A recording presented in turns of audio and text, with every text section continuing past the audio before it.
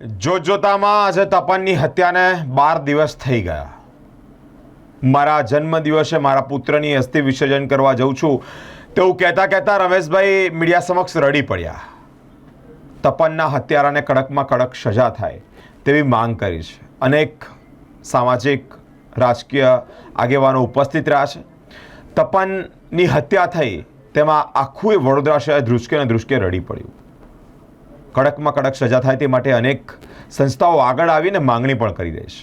Karelibaug police સ્ટેશનની હરકત પણ સામે આવી કે તે લોકો કયા રીતે આમાં સામેલ હતા, સસ્પેન્ડ પણ કરવામાં આવ્યા. હવે ન્યાય મળે છે કે કેમ જોવું રહ્યું. આજે રડતી અશ્રુભીની રડતી આંખે વડોદરા શહેર હિપકે તો ચડ્યું છે, પરંતુ રમેશભાઈની વેદનાથી કદાચ અધિકારીઓનું કે જે નિર્ણય લેવાના છે કોર્ટનું રૂવાડું ફરકે તો ઘણું સારું છે. જય શ્રી રામ. ગઈ તારીખ 17/11/2024 ના દિવસે નવી ધરતી વિસ્તારમાં સામાન્ય બોલાચાલી થઈ હશે. સામાન્ય ઝઘડાની અંદર એ ઝઘડો મહેતાવાડીમાં આવ્યો. મહેતાવાડીમાંથી નાકા ઉપર ગયો. નાકા ઉપર ઝઘડો જવાથી સામાવાળા જે બાબર પઠાણ છે, બાબર પઠાણે અમારા વિસ્તારના બે નાગરિકોને, બે છોકરાઓને બે ચપ્પાના ઘા માર્યા છે. એ લોકો ઈજાગ્રસ્ત હતા. તેનાથી અમારા મોહલ્લાના નાગરિકો બધાએ બંને છોકરાઓને, વિક્રમ છે, ધર્મેશ છે, આ લોકોને ત્યાં દવાખાને એસએસજી હોસ્પિટલ સારવાર માટે લઈ ગયા. ફળિયાના તમામ લોકો સારવાર માટે લઈ ગયા. પછી ત્યાં આખો મોહલ્લો ખાલી થઈ ગયો. પછી મારા બાબો ઘરે એકલો હતો. મારો બાબો કે પપ્પા હું દવાખાને જોવા જાઉં. મેં બોલા તું બી જા, તો તારી પાસે હું પણ આવું છું. પછી હું પણ દવાખાને ગયો, મારા બાબો પણ ગયા. બહાર ટોળા પણ ઘણા બધા મોજૂદ છે. અંદર તાત્કાલિક સારવારમાં વિક્રમની અને બીજા અન્યની જે ઈજા થઈ એની સારવાર ચાલુ છે. રાતના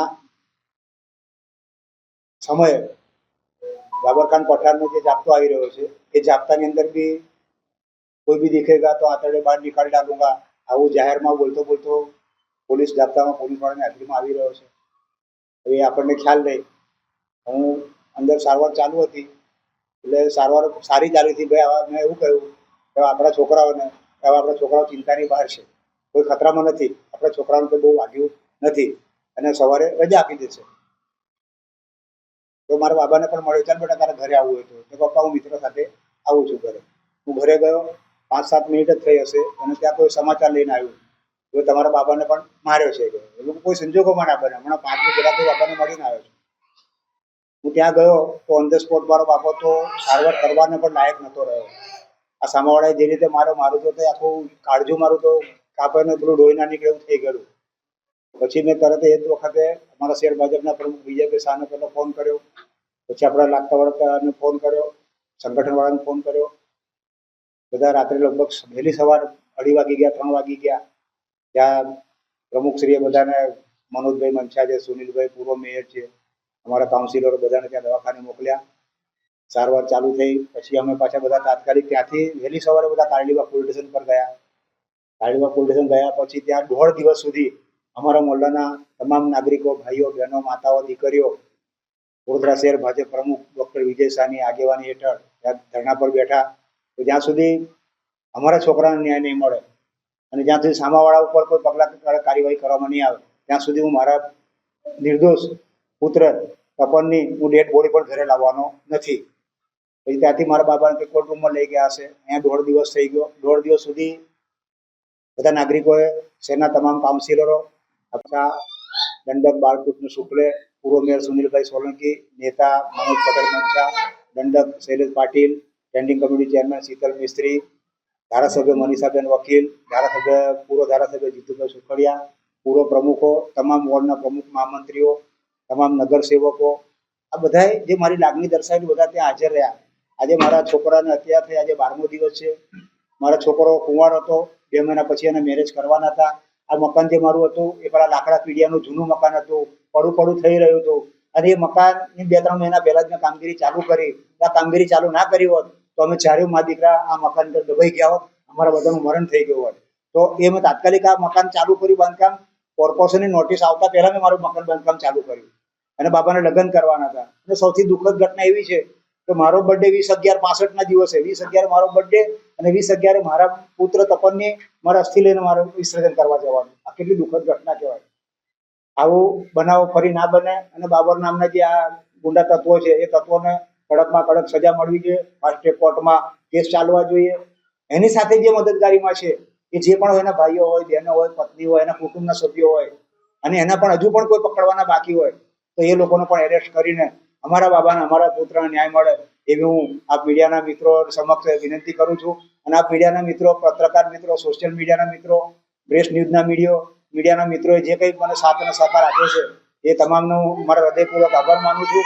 મારે તો બોલતા બધી જીભ અચકાયા કરે છે. મારો છોકરો જતો રહ્યો છે, મારો એકનો એક છોકરો, મારો છોકરાને કોઈ લાવી નહીં શકવાનું. મારો છોકરો શહીદ થઈ ગયો છે અને મારો આવા છોકરા હોત તો હું બધા છોકરાઓ મારા બલિદાન કરી દે, મારા છોકરાઓ શહીદ કરી દે.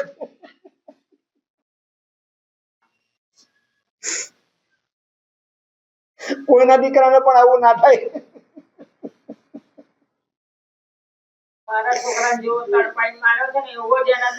છોકરો એને કોઈ ગુનામાં હોય, મારા છોકરાએ કોઈની કઈ નાક લીધેલી હોય, મારા છોકરા કઈ ગાળ બોલ્યો હોય, એનો કોઈ ઝઘડો હોય, કશું કોઈ કારણે ફક્ત મારા છોકરા પપ્પા મને દવાખાને જોવા જઉં છું. અને સૌથી મોટી મહત્વની ઘટના ઇતિહાસમાં તમારા લોકોના જન્મથી કે અત્યાર સુધી તાત્કાલિક સારવાર દૂર દૂરથી લોકો, અલગ અલગ રાજ્યોમાંથી લોકો અહીં આવતા હોય, લોકો સારવાર કરવા માટે આવતા હોય, લોકો સારા થઈને જતા હોય અને આપણે વડોદરા શહેર સંસ્કારી નગરી, સયાજી નગરી, સુવર્ણ નગરીમાં લોકો એની વાહવા કરે કે વડોદરામાં સારી સારવાર મળે છે. અમદાવાદના લોકો અહીંયા આવે, સુરતના લોકો અહીંયા આવે, બીજા રાજ્યના લોકો, યુપી બિહારના લોકો અહીંયા આવે. એ લોકોના 4-4, 5-5 જણના એ લોકો કુટુંબ પરિવાર આવે. એ બધાનું પણ આપણા એસએસજી હોટલમાં બધાનું જમણવાર પણ બધાનું પૂરું થતું હતું. તો આજે મારો છોકરો તો સારવાર કરવાને પણ લાયક ના રહ્યો. આજે 12મો દિવસ થઈ ગયો.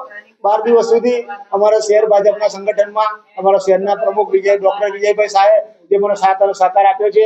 અને એક બીજી મહત્વની વાત આપણને કહું, અમારો તો જીવનનો આધાર અમારું આખું જે જીવન ચાલી રહ્યું છે. મારો એકને એક બાબો હતો, મારી એક બેબી છે, બેબીને 2 બાબા છે, મંદી વિધવા છે.